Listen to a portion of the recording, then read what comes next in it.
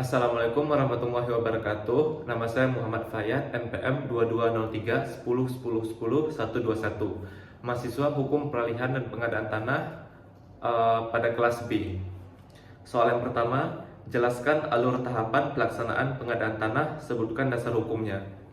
Alur tahapan pelaksanaan pengadaan tanah ada beberapa tahap. Tahap yang pertama ialah tahap penyiapan pelaksanaan. Dasar hukumnya peraturan pasal 8 sampai dengan pasal 10 Peraturan Presiden nomor 71 tahun 2012. Di dalam penyiapan pelaksanaan ini ada beberapa agenda, yaitu membuat rancangan kegiatan, membuat jadwal kegiatan, menghitung biaya operasional, biaya pendukung, menghitung rancangan anggaran belanja atau RAB, membuat surat permohonan permintaan personil kepada pemerintah provinsi atau kabupaten kota, membentuk tim pelaksana pengadaan tanah, membentuk Satgas A dan Satgas B, kemudian yang terakhir permohonan pencairan kebutuhan anggaran.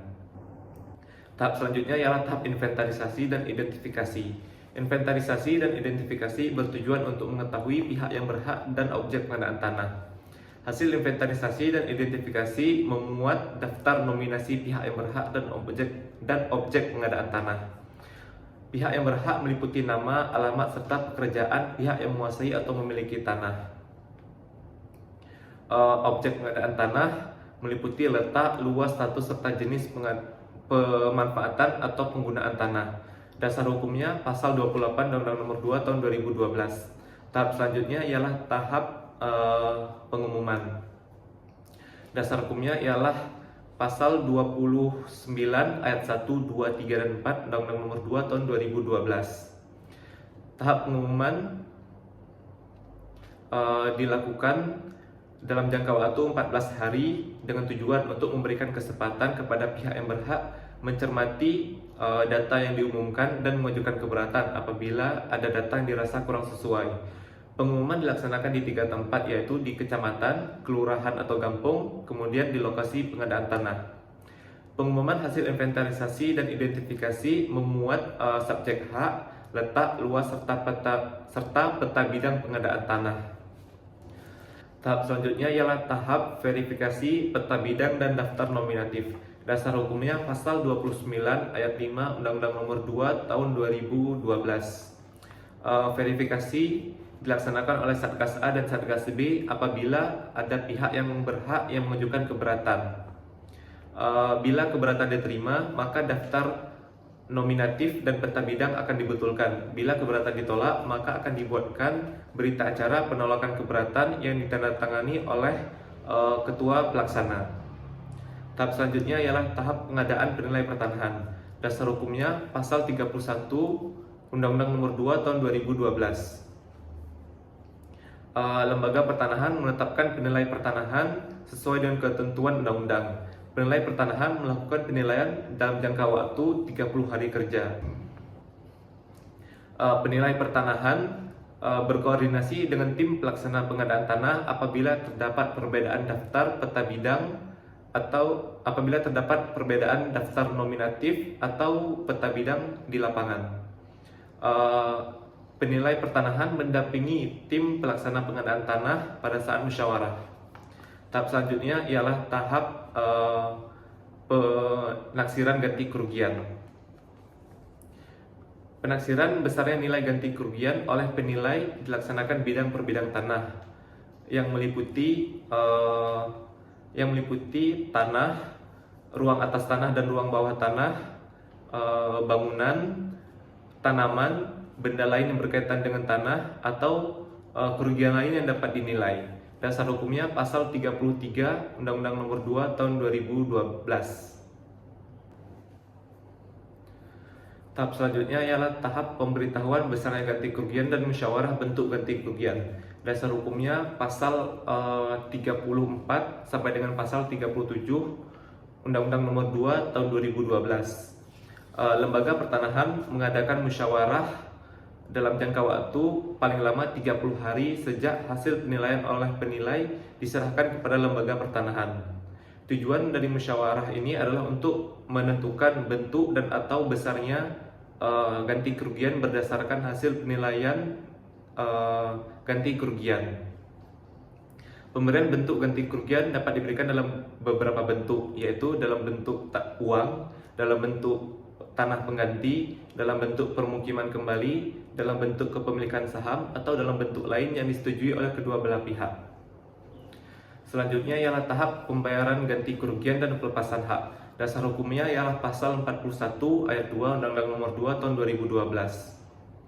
Pada saat pembayaran ganti kerugian, pihak yang berhak menerima ganti kerugian wajib melakukan pelepasan hak dan menyerahkan bukti kepemilikan atau penguasaan objek pengadaan tanah kepada institusi yang memerlukan tanah melalui lembaga pertanahan.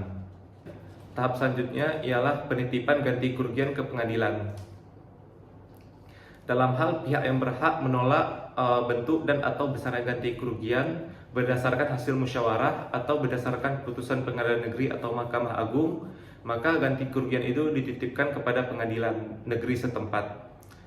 Penitipan ganti kerugian pada pengadilan negeri setempat juga dapat dilakukan apabila pihak yang berhak menerima ganti kerugian tidak diketahui keberadaannya, atau objek pengadaan tanah yang akan menerima ganti rugi masih menjadi objek perkara di pengadilan, atau masih dipersengketakan kepemilikannya, atau diletakkan cita oleh pejabat yang berwenang, atau masih menjadi jaminan di bank. Tahap selanjutnya ialah tahap penyerahan hasil. Dasar hukumnya pasal 48 Undang-Undang Nomor 2 Tahun 2012. Penyerahan hasil pengadaan tanah dilaksanakan dalam jangka waktu paling lama 7 hari sejak pelepasan hak objek pengadaan tanah. Penyerahan hasil pengadaan tanah dituangkan di dalam berita acara penyerahan hasil pengadaan tanah. Pendaftaran atau pensertifikatan hasil pengadaan tanah dilakukan dalam jangka waktu paling lama 30 hari sejak hasil pengadaan diserahkan. Setelah dilakukan pendaftaran dan pensertifikatan, maka pembangunan dapat dimulai. Soal nomor 2. Apa sajakah yang termasuk dalam isi dokumen studi kelayakan? Sebutkan dasar hukumnya. Di dalam pasal 6 ayat 1 Perpres nomor 71 tahun 2012 dijelaskan bahwa studi kelayakan mencangkup survei sosial ekonomi, kelayakan lokasi, analisis biaya dan manfaat bagi wilayah dan masyarakat, perkiraan nilai tanah, dampak lingkungan dan dampak sosial yang mungkin timbul akibat dari pengadaan tanah dan pembangunan, serta studi lain yang mungkin diperlukan. Soal yang ketiga, bagaimanakah mekanisme keberatan terhadap penetapan lokasi pembangunan kepentingan umum dan besaran ganti kerugian? Jelaskan. Yang pertama, keberatan terhadap penetapan lokasi pembangunan. Dasar hukumnya pasal 23 Undang-Undang Nomor 2 Tahun 2012. Jika ada pihak yang berhak yang merasa keberatan dengan penetapan lokasi pembangunan, ia dapat mengajukan gugatan ke Pengadilan Tata Usaha Negara dalam jangka waktu paling lama 30 hari kerja sejak dikeluarkannya penetapan lokasi pembangunan. Pengadilan Tata Usaha Negara memutus diterima atau tidaknya gugatan dalam jangka waktu paling lama 30 hari kerja sejak gugatan diterima. Apabila pihak yang keberatan merasa keberatan dengan putusan Pengadilan Tata Usaha Negara, ia dapat mengajukan kasasi ke Mahkamah Agung dalam jangka waktu paling lama 14 hari sejak diterimanya putusan Pengadilan Tata Usaha Negara. Kemudian Mahkamah Agung wajib memberikan putusan dalam jangka waktu paling lama 30 hari kerja sejak diterimanya permohonan kasasi.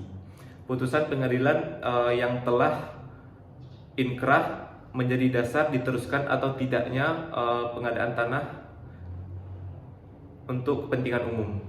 Kemudian yang kedua, keberatan terhadap besaran ganti kerugian. Dasar hukumnya pasal 38 Undang-Undang Nomor 2 Tahun 2012. Jika ada pihak yang berhak yang merasa keberatan dengan bentuk dan atau besaran ganti kerugian, ia dapat mengajukan keberatan ke pengadilan negeri setempat dalam jangka waktu paling lama 14 hari kerja sejak musyawarah penetapan ganti kerugian. Pengadilan negeri setempat memutus bentuk dan atau besaran ganti kerugian dalam jangka waktu paling lama 30 hari sejak keberatan diterima. Apabila pihak yang keberatan masih merasa keberatan dengan putusan pengadilan negeri, ia dapat mengajukan kasasi ke Mahkamah Agung dalam jangka waktu paling lama 14 hari sejak diterimanya putusan pengadilan negeri. Mahkamah Agung wajib mengeluarkan putusan dalam jangka waktu paling lama 30 hari sejak diterimanya permohonan kasasi. Putusan pengadilan negeri atau Mahkamah Agung yang telah inkrah menjadi dasar pemberian ganti kerugian kepada pihak yang mengajukan keberatan. Kemudian soal yang terakhir, yaitu soal yang keempat, siapa sajakah yang termasuk dalam kategori pihak yang berhak menerima ganti kerugian dalam pengadaan tanah? Sebutkan dasar hukumnya. Pihak-pihak yang berhak menerima ganti kerugian dalam pengadaan tanah ialah pemegang hak atas tanah, pemegang hak pengelolaan, nadzir untuk tanah wakaf, pemilik tanah bekas milik adat, masyarakat hukum adat, pihak yang menguasai tanah negara dengan itikat baik, pemegang dasar penguasaan atau tanah, kemudian pemilik bangunan, tanaman, atau benda lain yang berkaitan dengan tanah. Dasar hukumnya ialah pasal 17 ayat 2 Peraturan Presiden nomor 71 tahun 2012. Sekian video jawaban ujian akhir semester saya kali ini. Lebih dan kurang saya mohon maaf. Wabillahi taufiq wal hidayah. Wassalamualaikum warahmatullahi wabarakatuh.